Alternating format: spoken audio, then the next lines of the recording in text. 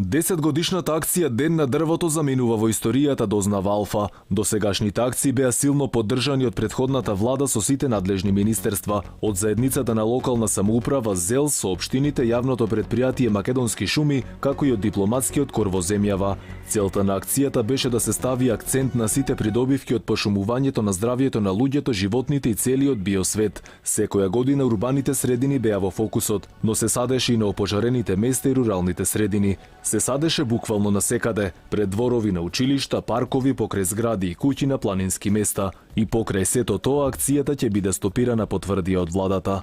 Министерството за земјоделство, шумарство и водостопмаство по претходно мислење од јавното претпријатие Македонски шуми планира да ја укине акцијата Ден на дрво, бидејќи анализите укажуваат дека истата била неуспешна.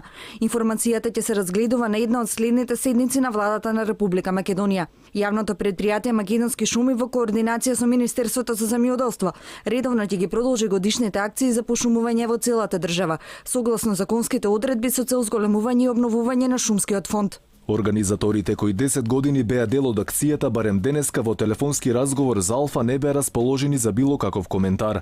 Инаку сонот за пошумена Македонија преку засадување на еднината се појави во август во 2007 година, кога оперскиот пејач Борис Трајанов поттикна проект за масовно засадување на голите и опустошени планини. Ако вие, например, за 1,5 милион засадувате садници, тие за 15-20 години ќе коштаат можеби 50 милиони. Вие да имате во еден сеф 50 милиони евра, дали би ангажирале 100 луѓе да ги чуваат тие да не ви украдат тие парите? Така треба да се однесуваме, бејќи шумите се нашето богатство.